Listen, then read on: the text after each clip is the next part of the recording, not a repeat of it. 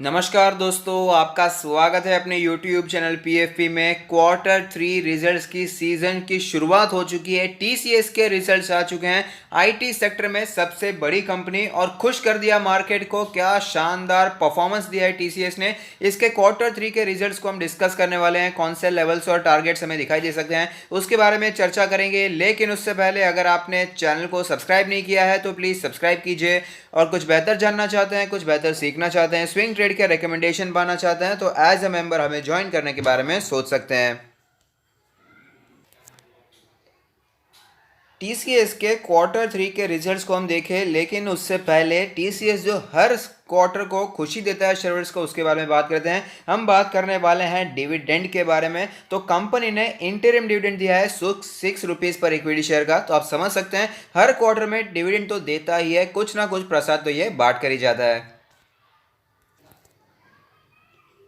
TCS के consolidated financial results हम देखने वाले हैं, जहां पर सारे फिगर्स रुपीज इन करोड़ में दिए गए हैं। तो दिसंबर 31 2020 को यानी कि क्वार्टर 3 को जो टोटल इनकम हमें देखने को मिली वो बनकर आती है 42,706 करोड़ की, जो कि पिछले क्वार्टर के मुकाबले भी हमें ऊपर जाती हुई नजर आई है। और साथ ही साथ पिछले साल के मुकाबले यानी कि वाई परफॉर्मेंस है वो भी हमें बढ़ता हुआ नजर आता है। तो आप समझ सकते हैं इतनी जाइंट कंपनी होने के बावजूद डिसेंट ग्रोथ हमें टोटल इनकम में देखने को मिलती है। और अगर बात करें इसके नेट प्रॉफिट के बारे में तो आप देख पाएंगे जो प्रॉफिट फॉर द पीरियड बनकर आता है 8,727 करोड़ का नेट प्रॉफिट हमें इस क्वार्टर में देखने को मिला है। अगर आपको याद होगा तो जो पिछले क्वार्टर्स के नंबर्स आए थे उसमें TCS का परफॉर्मेंस ओवरऑल ठीक ठाक ही देखने को मिला था, लेकिन जो दूसरी कंपनीज थी जैसे कि इन्फोसिस हो गया, विप्रो हो गया, HCL टेक हो गया, उनके कंपैरिजन में परफॉर्मेंस थोड़ा सा हमें नीचे जाता हुआ नजर आता था। लेकिन इस बार आप देख पाएंगे क्वार्टर ऑन क्वार्टर के नंबर्स हो या फिर ईयर ऑन ईयर के नंबर्स,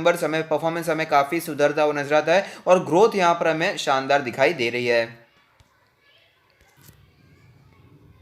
9 मंथ्स के पीरियड के बारे में भी बात कर लेते हैं। यहाँ पर कैसी सिचुएशन बनी हुई है तो टोटल इनकम आप देख पाएंगे ऑलमोस्ट सेम है, लेकिन मार्जिनल सी ग्रोथ देखने को मिल रही है। तो ये भी एक अच्छी बात हमें दिखाई देती है। अगर बात करें नेट प्रॉफिट के बारे में तो आप देख पाएंगे यहाँ पर हमें नेट प्रॉफिट नीचे जाता हुआ नजर आता है। 23,280 करोड़ का नेट प्रॉफिट हमें फिलहाल के 9 मंथ्स में दिखाई दे रहा है। यानी कि जो फाइनेंशियल ईयर 21 के जो 9 मंथ्स ऑलरेडी निकल चुके हैं, फिलहाल तो क्वार्टर 4 चल रहा है, तो उसका क्वार्टर 1, क्वार्टर 2 और क्वार्टर 3 में 23,280 का नेट प्रॉफिट है। और पिछले साल के 9 महीने में 24,354 करोड़ का नेट प्रॉफिट देखने को मिला था, जो कि हम ऑफकोर्स समझ भी सकते हैं क्योंकि इसका परफॉर्मेंस लॉकडाउन की वजह से जो 2 क्वार्टर ऐसे क्वार्टर 1 और क्वार्टर 2 में थोड़ा सा इंपैक्ट पड़ता हुआ नजर आया था।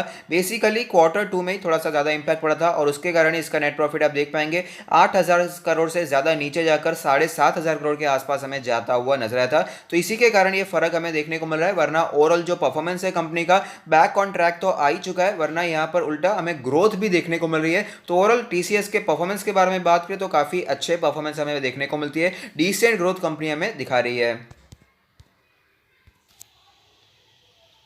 TCS के शेयर के बारे में बात कर लेते हैं। दिग्गज कंपनी है, लार्ज कैप कंपनी है, ऑफकोर्स 11 लाख करोड़ से भी ज़्यादा की मार्केट कैप है। 3,120 रुपीज़ का लास्ट ट्रेडेड प्राइस, जो कि आज हमें 3% ऊपर दिखाई दिया। आज निफ्टी 50 में अच्छी तेज़ी देखने को मिली थी और उसके पीछे जो रीज़न थे, एक तो IT सेक्टर और दूसरे में ऑटो स्टॉक्स भी हमें भागते हुए नजर आए थे। रिटर्न्स के प्रोफाइल के बारे में बात करें तो 1 मंथ में 10% के शानदार रिटर्न स्टॉक ने बना कर दिए हैं। 1 ईयर के बारे में बात करें तो 34% के पॉजिटिव रिटर्न्स देखने को मिलते हैं। 5 ईयर्स के लॉन्ग टर्म के ग्रोथ के बारे में बात करें तो 158% के पॉजिटिव रिटर्न स्टॉक ने बना कर दिए हैं। की मैट्रिक्स के बारे में बात करें तो पीई रेशियो 35.18 है, जबकि सेक्टर का पीई 30.7 है, लेकिन ऑफकोर्स इसका परफॉर्मेंस भी काफी अच्छा दिखाई देता है। प्राइस टू बुक रेशियो 13.42 है, सेक्टर का प्राइस टू बुक 7.77 है। डिविडेंड यील्ड के बारे में बात करें तो सेक्टर से कहीं ज्यादा आगे है। 1.07% का सेक्टर का डिविडेंड है, लेकिन उससे कहीं ज्यादा 2.4% का डिविडेंड यील्ड हमें यह स्टॉक बनाकर देता है। अगर बात करें इसके फाइनेंशियल ट्रेंड के बारे में तो आप देख पाएंगे लगातार हमें अच्छी ग्रोथ देखने को मिल रही है। 1.22 लाख करोड़ का रेवेन्यू था 2017 में, जो कि बढ़कर 2020 में 1.61 लाख करोड़ का हो चुका है। और प्रॉफिट में भी लगातार ग्रोथ देखने को मिल रही है। 0.26 लाख करोड़ से बढ़कर 2020 में प्रॉफिट 0.32 लाख करोड़ हो चुका है। तो डिसेंट ग्रोथ कंपनी में हमें दिखाई दे रही है।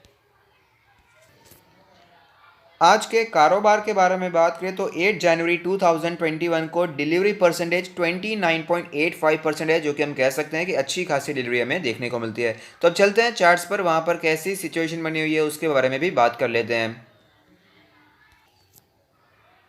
तो आप देख सकते हैं मार्च के क्रैश से स्टॉक हमें डबल होता हुआ नजर आता है। 1500 के लेवल पर स्टॉक ने सपोर्ट लिया था और फिलहाल स्टॉक 3000 के भी ऊपर जाता हुआ नजर आया है। इसका बाय बैक का जो प्राइस था वो 3000 का था। जब बाय बैक अनाउंस हुआ था तब ऑफकोर्स स्टॉक उतना ऊपर नहीं गया था, लेकिन उससे ज़्यादा दूर भी नहीं था। और फिलहाल तो आप देख पाएंगे उससे भी हमें कुछ परसेंटेज 3-4% स्टॉक हमें ऊपर ही दिखाई दे रहा है। करंट सिचुएशन के बारे में बात करें तो अपने ऑल टाइम हाई पर स्टॉक ट्रेड करता है, अपने सारे मूविंग एवरेज के ऊपर ट्रेड करता हुआ नजर आ रहा है। इंडिकेटर्स के बारे में बात करें तो आप देख पाएंगे मनी फ्लो इंडेक्स का नंबर कैलकुलेट होकर आता है 65.12, जो कि ओवरऑल काफी स्ट्रॉन्ग कंडीशन दर्शा रहा है। अगर बात करें इसके आरएसआई के नंबर के बारे में तो आरएसआई का नंबर कैलकुलेट होकर आता है 71.67। आप देख पाएंगे यहाँ पर हमें अच्छी ग्रोथ देखने को मिल रही है, अच्छा खासा स्ट्रेंथ हमें लौटता हुआ नजर आता है। और 71 यानी कि ओवरबॉट सिचुएशन में आरएसआई ऑलरेडी एंटर कर चुका है। एमएसडी के क्रॉसओवर्स के बारे में बात करें तो फिलहाल हमें ऑफकोर्स बुलिश क्रॉसओवर देखने को मिल रहा है। बॉलिंजर बैंड के बारे में बात करें तो अपर बैंड पर क्लोजिंग दिखाई है, मीडियन है 2913 का लेवल, लोअर बैंड है 2700 के आसपास का लेवल।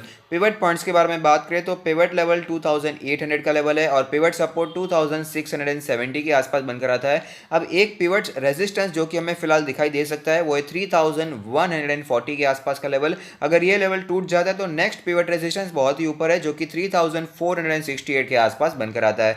तो अब चलते हैं इसके ऑल टाइम चार्ट पर, जहां पर एक कैंडल 1 मंथ को रिप्रेजेंट करेगी, जिससे हमें पता चलेगा स्टॉक में कैसे शानदार मूवमेंट बनी हुई है। तो आप देख पाएंगे शानदार रिटर्न स्टॉक ने बना कर दिए हैं। मल्टी बैगर स्टॉक रहा है, उसमें कोई डाउट नहीं है, मल्टी बैगर रिटर्न स्टॉक ने बना कर दिए हैं। आईटी सेक्टर की सबसे दिग्गज कंपनी है। और अगर बात करें इंडियन स्टॉक मार्केट के बारे में तो रिलायंस के बाद सबसे बड़ी कंपनी टीसीएस मार्केट कैपिटलाइजेशन के बेसिस पर हमें दिखाई देती है। और फिलहाल यहाँ पर 2019 के बारे में मैं बात करना चाहूंगा। 2019 का जो पूरा साल रहा था टीसीएस के लिए सिर्फ एक कॉन्सोलिडेटिंग का साल हमें बनता हुआ नजर आया था। 2000 के लेवल से स्टॉक ऊपर जाकर 2300 तक जाता था मैक्सिमम, और वापस रेजिस्टेंस फेस करता था और 2000 के लेवल पर हमें लौटता हुआ नजर आता था। तो ऐसी सिचुएशन में आप देख पाएंगे एक साल तक शेयर होल्डर्स को बहुत ही तंग किया, शेयर ने एकदम थका दिया था। एक साल तक स्टॉक में ज्यादा मूवमेंट देखने को नहीं मिली, लेकिन आप देख सकते हैं फिलहाल स्टॉक कौन से लेवल पर ट्रेड करता हुआ नजर आ रहा है। 3000 के भी ऊपर पहुंच चुका है। तो 50% के रिटर्न्स तो 2000 के लेवल से भी हमें देखने को मिल चुके हैं। तो इससे हमें यह पता चलता है कि अगर अच्छी कंपनी में निवेश किया है तो यहां पर भले 1-2 साल के लिए कॉन्सोलिडेशन देखने को मिल जाए, लेकिन लॉन्ग टर्म में अच्छी ग्रोथ हमें जरूर देखने को मिल जाती है। तो अब ऐसी सिचुएशन में कौन से लेवल्स और टारगेट्स हमें दिखाई दे सकते हैं उसके बारे में भी एक बार चर्चा कर लेते हैं। तो यहाँ पर अगर आपने ऑलरेडी पोजीशन बना कर रखी है तो क्या करना चाहिए, लॉस की तो कोई गुंजाइश नहीं है, प्रॉफिट में ही चल रहे होंगे, ऑल टाइम हाई पर स्टॉक ट्रेड कर रहा है, लॉन्ग टर्म के लिए लिया है तो प्लीज कंटिन्यू होल्डिंग कीजिए। लेकिन अगर आपने शॉर्ट टर्म के लिए लिया है तो जो पिवट रेजिस्टेंस के बारे में हमने बात की वहां पर आप प्रॉफिट बुकिंग करना चाहे तो कर सकते हैं। अब बात करें यहाँ पर लेवल्स और टारगेट्स के बारे में, फ्रेश बाइंग के बारे में, तो जो रिजल्ट्स आए हैं ओवरऑल काफी अच्छे देखने को मिले हैं। अब आगे ये भी देखना है कि इन्फोसिस के एचसीएल टेक यानी कि ओवरऑल इनके पीयर कंपनीज के रिजल्ट भी कैसे आते हैं। लेकिन अगर टीसीएस अलोन के बारे में बात करें तो टीसीएस को जो रिजल्ट्स आए काफी अच्छे देखने को मिले।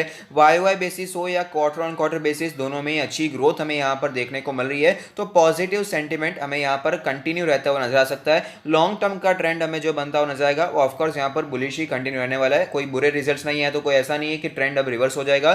तो ओवरऑल इसका बुलिश ट्रेंड कंटिन्यू है लॉन्ग टर्म का। और अगर शॉर्ट टर्म में करेक्शन देखने को मिले तो ये एक बाइंग की अपॉर्चुनिटी होगी। यहाँ पर आपको इन्वेस्टिंग के बारे में सोचना चाहिए।